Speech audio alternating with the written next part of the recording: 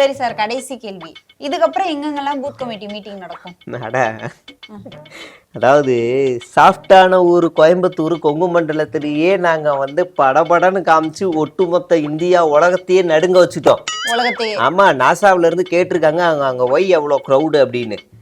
ஏன் இங்க எல்லோவா இருக்கு, க்ரௌடா இருக்குன்னு. அப்போ அங்க இருக்க ஒரு சொன்னாரா, that is TV conference of it is starting on Coimbatore அப்படின்னு அவர் சொல்லியிருக்காங்க. வாட் அப்படின்னே, is guy in Tamil cinema started a new party அப்படின்னு சொல்லியிருக்காங்களாம்.